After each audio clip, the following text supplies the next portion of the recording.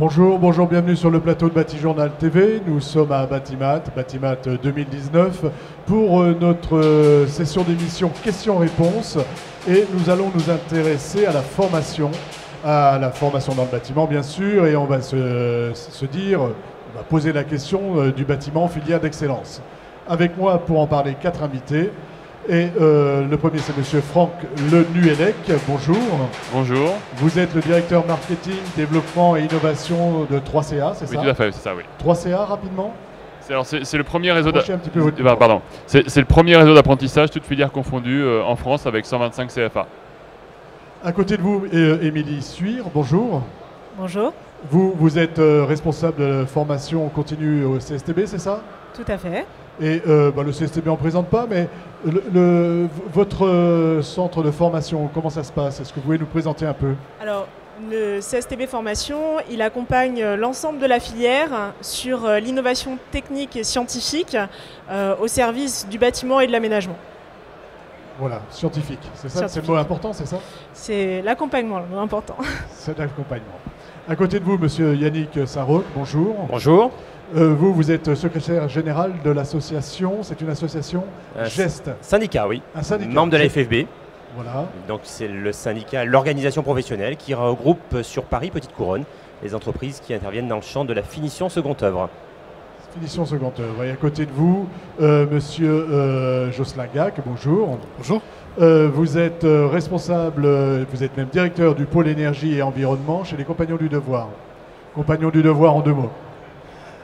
Les Compagnons du Devoir forment d'une manière on va dire atypique par le voyage et la vie en communauté des apprentis, des jeunes qui partent également sur le parcours de Tour de France. C'est des jeunes qui deviennent à terme Compagnons du Devoir, et puis aussi, on oublie souvent de le dire, mais on forme aussi des salariés, des dirigeants d'entreprise. Alors, on va commencer par vous, Madame Suire. Et puis je vous posais la question, de toute façon, la même question à tous les 4, en disant on va partir là-dessus. Filière d'excellence, ça veut dire quoi? Alors, filière d'excellence pour la filière bâtiment. Donc aujourd'hui, moi je pense que à tort, mais en tout cas on pâtit d'une image un peu restrictive, souvent caricaturale de notre filière, alors que au contraire, on a quand même des obligations de résultat concernant les bâtiments, parce qu'on le rappelle, c'est les lieux où on vit, les lieux où on travaille, donc on y passe beaucoup de temps. Et au-delà de ça, donc ces enjeux forts de qualité sanitaire, il y a aussi beaucoup d'enjeux actuels sur les transitions environnementales. Et donc si aujourd'hui c'est pas une filière d'excellence, en tout cas dans la pensée globale, ça pourra l'être demain. Voilà. Et pourquoi aujourd'hui ça l'est pas? Pourquoi aujourd'hui ça l'est pas? Peut-être que c'est plutôt historique, je dirais, alors que moi, je pense que c'est à tort. Aujourd'hui, à Batimat, j'ai des rendez-vous pour justement exporter la compétence en formation et sur le domaine d'expertise bâtiment. On est reconnu, on a de l'aura. Ça, c'est plutôt un bon signe. Oui, c'est un bon signe. Bâtiment, filière d'excellence. Je crois que le bâtiment, sur sa question de l'excellence, peut s'envisager de 2 façons.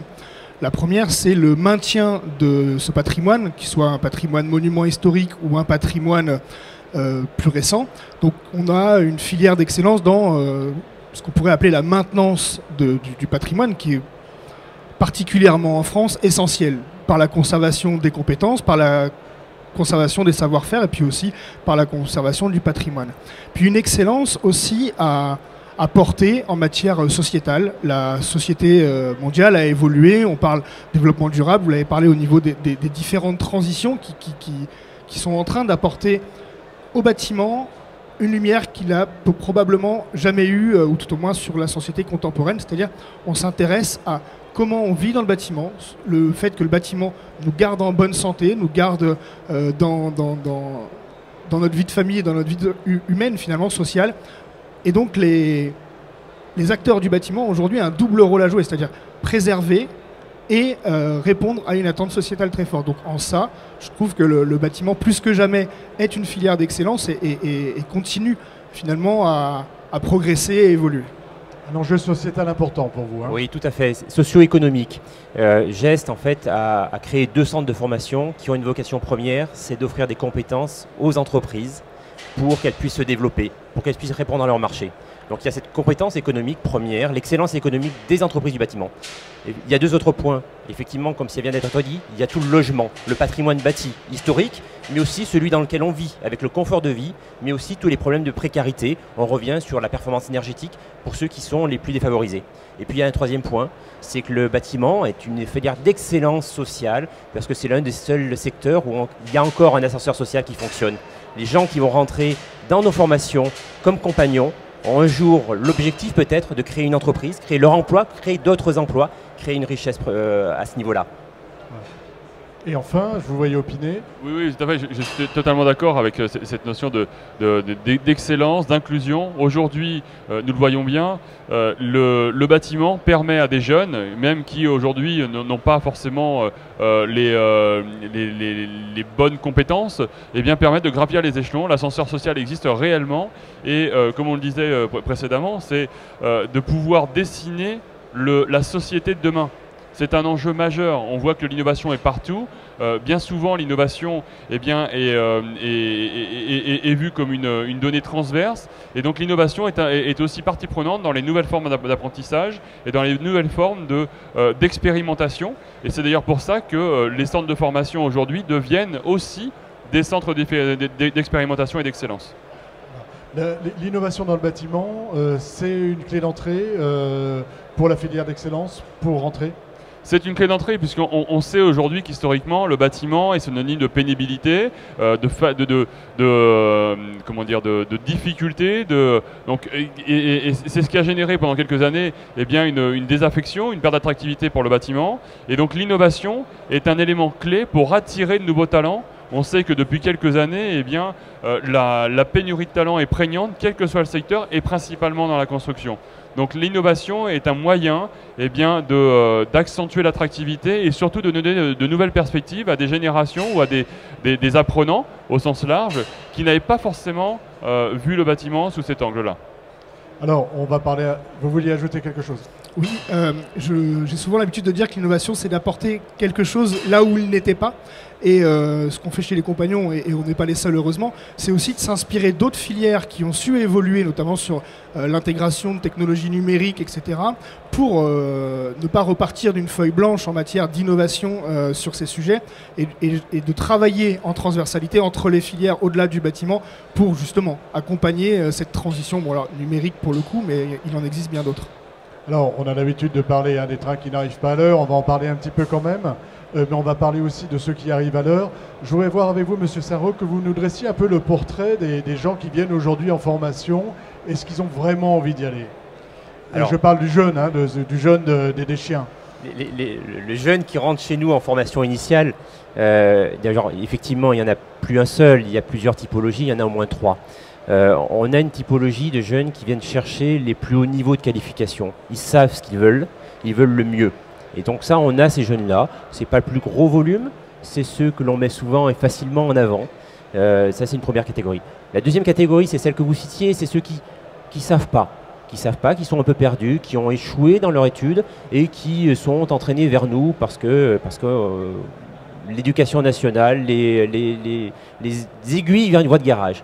Ce volume-là diminue de plus en plus, fort heureusement. Et puis on a une troisième catégorie qui devient de plus en plus importante et qui est un enjeu fort pour nous, pour les entreprises du bâtiment. On est dans l'intégration sociale, ce sont les jeunes qui sont les plus défavorisés. On est sur des problématiques de français langue étrangère, de gens qui n'ont pas nécessairement les codes, qui n'ont pas nécessairement été scolarisés dans leur enfance. Et donc là, on leur apprend tout quelque part, pas tout seul, avec l'entreprise. L'entreprise est un acteur majeur, mais là, on a une réussite sociale qui est extraordinaire. Sur ce point, messieurs, allez, oui. Sur votre public, on va dire, est-ce que votre public a envie de venir? Oui, alors c'est vrai qu'aujourd'hui, j'adhère totalement sur ces trois populations-là, et on voit clairement qu'il y a cette nécessité aussi de mettre en place cette mixité des parcours, cette modularisation des parcours, et cette modularisation permet eh bien, de trouver le bon angle d'attaque, de ne pas formater, de ne pas être standardisé, mais de pouvoir trouver eh bien, la meilleure réponse aux attentes des entreprises. Parce que c'est aussi ça l'excellence, c'est de mettre en adéquation l'offre et la demande, si je veux dire. Nous, concernant les différents publics, alors effectivement, on les retrouve.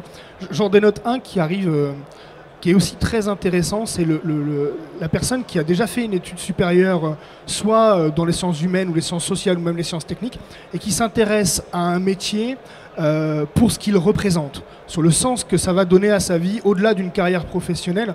Je pense par exemple à des jeunes architectes que j'ai rencontrés il y a peu, qui ont fait le métier de charpentier en suivant, parce qu'ils ont compris que le charpentier, au-delà d'assembler des bouts de bois dans un contexte de bâtiment, abrite, loge et donne une dimension un petit peu plus sociale et durable à l'activité du charpentier. Il y a aussi cet aspect-là, hein, et c'est vrai on le voit un petit peu à la retour de nous, je sais pas, mais... Ouais, le public en reconversion est de plus en plus important.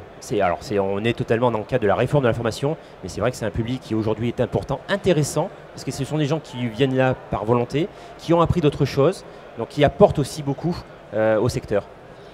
On le voit effectivement dans la formation continue. Ouais, c'est ce que j'allais vous demander. Du coup, une votre diversité. public à vous, c'est qui et comment vous le voyez dans la formation Alors, continue? nous, notre public au CSTB, c'est l'ensemble de la filière. On doit accompagner l'ensemble de la filière. Mais si on prend les uns indépendamment des autres, après, c'est difficile parce que nous, c'est assez large. Mais on a ce type de profil qui a une expertise antérieure, qui vient en formation continue pour se former et justement apporter, avec tout l'historique qu'ils ont au préalable, justement aller vers une nouvelle fonction qui est porteuse de sens. Hein, je rejoins ce qui a été dit, parce qu'on est sur des métiers qui ont du sens. Et du coup, je pense que vraiment c'est attractif aujourd'hui par rapport aux nouveaux enjeux. Là, très important. Donc vous voyez des gens qui sont déjà en place ou qui viennent en reconversion? Oui, c'est ça. Alors, en reconversion, nous, comme on est plutôt sur des compétences connexes qui vont être sur l'innovation, donc tout ce qui va venir, on va dire, en complémentarité d'un métier, donc pour justement aller vers une innovation, alors sur les transitions numériques ou environnementales. Du coup, on va avoir pas forcément des personnes qui vont venir en totale reconversion, mais en tout cas qui vont venir sur des expertises pointues sur un sujet innovant. Donc avec une grande motivation normalement.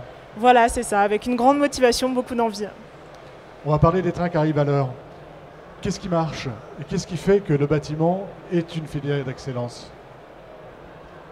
Vous avez une vision assez globale en fait, hein, des choses, vous, 3C. Alors, qu'est-ce qui fait? Eh bien, aujourd'hui, typiquement, là, j'étais avec des acteurs de la performance énergétique. Typiquement, aujourd'hui, le BIM est un élément qui est vecteur d'excellence. On a utilisé le BIM jusqu'à présent pour construire des bâtiments. Aujourd'hui, lorsqu'on parle de transversalité entre les différents secteurs, de plus en plus, on conçoit le BIM comme un élément favorisant la performance énergétique au niveau de la maintenance. Et donc là, nous inventons des nouveaux métiers, comme un agent de maintenance sur la performance énergétique. Et là, pour le coup, eh bien, ça permet à différents candidats, des différents secteurs de la profession, eh bien, de pouvoir développer des compétences qui sont applicables aussi bien dans le domaine de l'industrie aéronautique que dans le domaine de l'industrie automobile, et donc de transversaliser leur valeur ajoutée. Voilà. Et c'est ça. C'est ça qui est important. Qui leur permettra éventuellement de passer d'un secteur à l'autre et d'avoir une évolution de carrière intéressante de ce point de vue-là. Exactement, puisqu'on sait qu'aujourd'hui, un apprenant, un jeune, génération alpha et la génération Y et Z, eh bien, changera au moins 8 fois de métier durant sa carrière. Donc aujourd'hui, nous sommes plus sur de l'acquisition de savoir-être, de leur inculquer une capacité à évoluer, une capacité à être agile, plus que de leur donner des briques de compétences qui leur seront obsolètes dans quelques années. Monsieur parlait tout à l'heure de jeunes qui venaient de quartiers difficiles, hein, qui avaient eux-mêmes ou issus de l'immigration, qui n'avaient pas forcément suivi un cursus scolaire qui avaient eu un cursus scolaire un peu chaotique. On peut les embarquer sur le BIM ? Aujourd'hui, oui. La technologie permet d'embarquer tout type de profil et tout type de candidat. On le voit régulièrement. Nous avons engagé une action sur le plombier 4.0. Donc c'est un plombier virtuel avec un concept de jeu éducatif, de serious game, qui permet par la voie du jeu d'apprendre beaucoup plus facilement. On sait qu'aujourd'hui les résultats sont de l'ordre de 30% meilleurs qu'une formation crayon papier ou une formation traditionnelle. Voilà, donc les formations s'adaptent aussi à son public. Exactement. Un truc qui marche. Alors, la mixité des publics, c'est extrêmement important. Nous, c'est notre cheval de bataille. Avoir un lieu de formation où vous allez avoir à la fois des chefs d'entreprise, des anciens en formation continue, des gens en reconversion et des jeunes. Et effectivement, les jeunes, en fait, vont bousculer les plus anciens avec les outils numériques. Les plus anciens vont transmettre un savoir-faire. Ceux qui viennent d'ailleurs vont amener une vision un petit peu différente. Et le chef d'entreprise va donner la patte économique. Et toute cette mixité-là, tout cet échange-là, c'est une richesse extraordinaire. Moi, je rebondirais sur ça, justement, la mixité et la transversalité par rapport à ce qui a été dit tout à l'heure. Parce que nous, par exemple, on a des formations où, justement, les publics, au niveau des différentes fonctions du bâtiment, se croisent et travaillent ensemble. Et notamment autour du BIM, où il y a le travail collaboratif. Parce que ce n'est pas que de la technologie aussi. Il y a aussi beaucoup d'échanges. Et le savoir travailler ensemble autour d'un sujet est très important. Et ça fonctionne bien parce qu'on comprend les contraintes des uns et des autres et on comprend comment on peut avancer demain. Monsieur Gac. Et oui, quelque chose qui marche, vous savez, c'est aussi de continuer à mettre en lumière et en valeur ces métiers du bâtiment, dire que ce sont des métiers de plaisir, des métiers de passion, des métiers où on peut faire une carrière ou en changeant plein de fois de métier, en restant charpentier ou maçon, et de bien faire comprendre à la jeunesse qu'en fait, ces métiers-là sont porteurs de sens et d'avenir. Et puis, plutôt sur l'aspect pédagogique, un truc qui marche bien même d'ailleurs, c'est la succession d'outils pédagogiques différents. Alors on appelle ça avec un gros mot qui s'appelle la multimodalité. Mais finalement aujourd'hui, notre approche pédagogique permet d'associer des formations en situation de travail, des formations à distance, de la théorie en centre, de la rencontre et de la reconnaissance entre pairs. Et ça aujourd'hui, je trouve que ça marche formidablement bien au sens où ça répond à deux enjeux cruciaux. Le fait que l'entreprise perd beaucoup d'argent quand son salarié est en formation. Donc le fait d'utiliser différents outils permet de limiter le temps hors de l'entreprise et le temps hors de la production. Donc ça marche vraiment bien. Et la deuxième chose, c'est aussi l'apprenant commence à avoir un goût pour le jeu. Alors c'est pas nouveau, on le découvre pas aujourd'hui, mais je pense qu'on l'intègre de façon plus forte aujourd'hui. Donc l'utilisation d'outils numériques dans la pédagogie, donc dans un parcours multimodal, permet de sensibiliser et puis peut-être d'accueillir un petit peu différemment nos apprenants. Voilà, de rendre ça un peu plus attractif, de permettre aussi aux entreprises qui veulent former leurs salariés, et c'est pas toujours facile de les sortir du chantier, de faire autrement. Ça c'est un aspect important de pouvoir... parce qu'on a des apprentis, hein, on a des salariés qui vont se former, et on sait que c'est difficile pour les entreprises de les embarquer. Alors, sur l'apprentissage un peu moins parce que les règles sont connues dès le départ, donc c'est plus simple. C'est vrai sur la formation continue, c'est extrêmement complexe. Alors il n'y a pas de solution miracle. Nous, ce que l'on essaie de faire, c'est de travailler sur les périodes les plus calmes pour les entreprises. Donc là, très clairement, l'hiver va être pour nous la période de formation. On axe vraiment sur la périodicité, mais c'est vrai que ça reste très complexe. Sur ce point ? Oui, sur ce point, en fait, c'est vrai que globalement, on essaye de s'organiser pour pouvoir répondre aux contraintes et aux besoins. Mais moi, je pense que vraiment, la difficulté, c'est sur la décision d'y aller, de se dire je ne vais pas perdre de l'argent en fait à envoyer un de mes salariés en formation. Non, en fait, l'idée, c'est de pouvoir en gagner peut-être plus demain, d'aller vers des nouvelles opportunités. Monsieur l'évoquait tout à l'heure, c'est-à-dire que c'est attractif puisque demain, c'est des nouveaux marchés. Enfin, sur le champ de l'innovation, en tout cas, il y a des choses à faire. Il y a des belles perspectives dans le bâtiment. Je pense que tout ce qu'on évoquait d'un point de vue pédagogique, sur l'expérimentation qu'on peut faire, vraiment, enfin, on est prêt. On a des solutions attractives, mais il faut y aller. Il faut y aller. Il faut y aller. Oui, j'ai une dernière question. Vous vouliez ajouter quelque chose ? J'ai une question importante, qui me semble importante. On est à Batimat, on vient de faire un cycle de 25 émissions sur Batijournal TV. Nous avons eu 13 invités femmes vous comptez, hein, vous faites la différence, on est à peu près 70 invités hommes. Quand je regarde les allées, je ne vois pas beaucoup de femmes.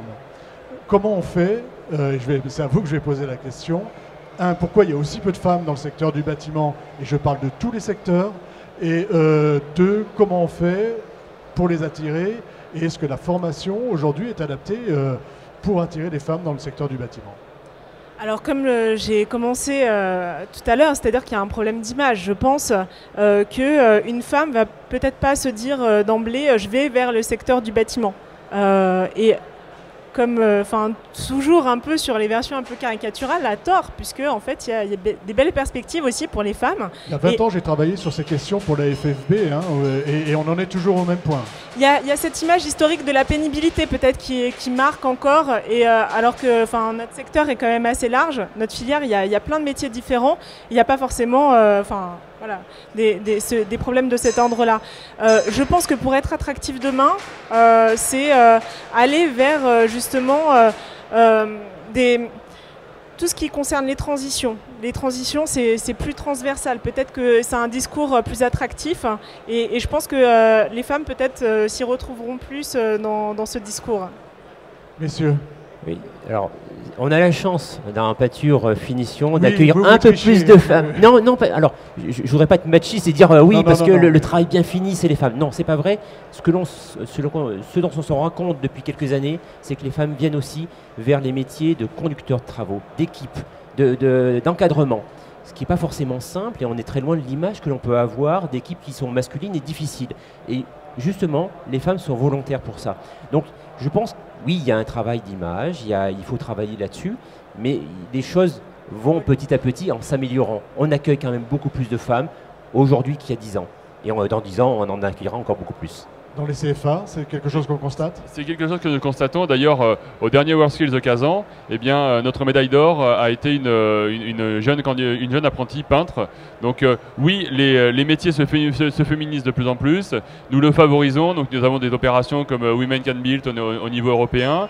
Et aujourd'hui, ce qui est important, c'est que le regard des apprentis IES apporte un regard différent, apporte une intelligence différente, une intelligence émotionnelle qu'il n'y avait pas jusqu'à présent.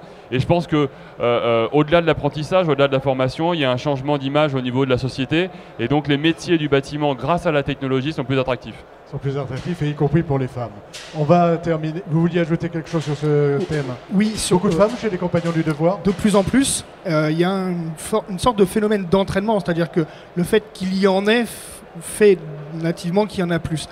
Quelque chose qui me semble intéressant, le public féminin, sans faire de discrimination, parce que des femmes, c'est un peu comme les jeunes, il y en a plusieurs et elles ne sont pas toutes pareilles, c'est l'aspect artistique et culturel et social. C'est-à-dire que des métiers dits pénibles n'ont pas toutes leurs facettes d'un métier pénible, et ça leur permet aussi d'avoir une porte d'entrée qui est, sans être spécifique, est peut-être plus attrayante. Et de travailler encore une fois sur cette question du sens, du rôle social du bâtiment, ça permet d'avoir des portes qui s'ouvrent aux femmes et aux hommes, mais qui permettent plus facilement aux femmes de rentrer. On arrive au terme de notre échange. Je vais vous demander à chacun une conclusion rapide, et il faut donner envie. Donc je vais vous demander de donner envie, que ce soit un jeune, à quelqu'un en reconversion, donner envie d'aller dans le bâtiment, de travailler dans le bâtiment, qui est une filière d'excellence. On commence par vous. Alors, je vais prendre un chiffre simple qui est issu d'une enquête menée auprès de 6500 apprentis. 60% des jeunes interrogés peuvent, grâce au bâtiment, être acteurs de l'innovation et donc être un acteur de la société de demain. À votre tour. Moi, je pense qu'effectivement, le point essentiel, c'est l'innovation dans le secteur, la formation de demain, et de venir se former. Alors, justement, pour voir la formation comme un investissement. Formation, un investissement. Il y aurait plein d'exemples. C'est difficile, mais je vais, moi, me souvenir d'un jeune. Parmi tous ceux qu'on a accompagnés, c'est un jeune qui a commencé chez nous en CAP. Il était bègue, donc l'éducation nationale l'a rejeté. Ce jeune-là, on l'a accompagné sur toute la filière. Il est passé en ingénieur. Aujourd'hui, il est conducteur de travaux, c'est-à-dire qu'il fait partie des salariés en France, les 20% les mieux payés. Voilà, ça c'est une réussite exceptionnelle, parmi bien d'autres. Voilà, et c'est possible. Enfin, je veux dire, c'est quelque chose, c'est pas un cas exceptionnel. Hein. Non, j'ai cité ce cas-là. Ce cas-là parce que la personne avait une difficulté personnelle, mais aujourd'hui, on fait un CAP, on peut aller beaucoup plus loin et on peut être conducteur de travaux, voire directeur de travaux. Il y a un véritable ascenseur social. Ce que je donnerais pour, ce que je dirais pour donner envie, c'est la garantie de travailler dans le bâtiment, c'est la garantie de ne passer aucune journée pareille, mais dans un cadre qui soit sécurisant, accompagnant. On a une forte culture de la transmission dans nos métiers du bâtiment et une forte culture aussi alors, de l'innovation, des ouvrages les plus grandioses aux ouvrages les plus fins. En fait, on a cette garantie, et moi c'est ce qui m'a toujours porté depuis que j'ai été apprenti, c'est de ne pas passer 2 jours qui soient identiques. Donc en fait, c'est une garantie contre l'ennui. Garantie contre l'ennui, c'est bien. Merci beaucoup. Merci à vous. d'être venu donc, sur Batijournal TV pour nous parler de formation et de bâtiment filière d'excellence. Une émission à retrouver sur notre site internet Batijournal TV ainsi que toutes les émissions que nous avons tournées ici. Et une émission aussi à retrouver sur le site internet de notre partenaire Construction 21. Merci à vous. Merci. Merci.